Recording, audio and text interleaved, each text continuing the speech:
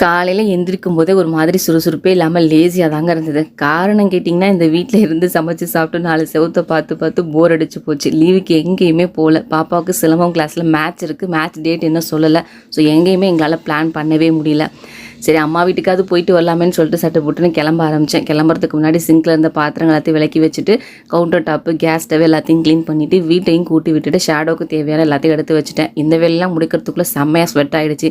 இன்றைக்கி பெருசாக வெயில் ஒன்றும் அடிக்கல, ஊம வெயில் தான். அதுக்கு தான் பார்த்திங்கன்னா இப்படி ஊற்றிடுச்சு.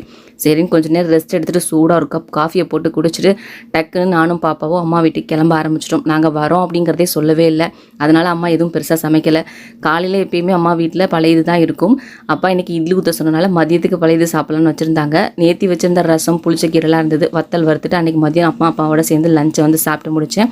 நான் போகும்போதே ஐஸ்கிரீம் வாங்கிட்டு போயிருந்தேன். ஸோ சாப்பிட்டெல்லாம் முடிச்சுட்டு அம்மா அப்பா கூட உட்காந்து கொஞ்சம் நேரம் பேசிவிட்டு ஐஸ்கிரீம் சாப்பிட்டு என்ஜாய் பண்ணோம்.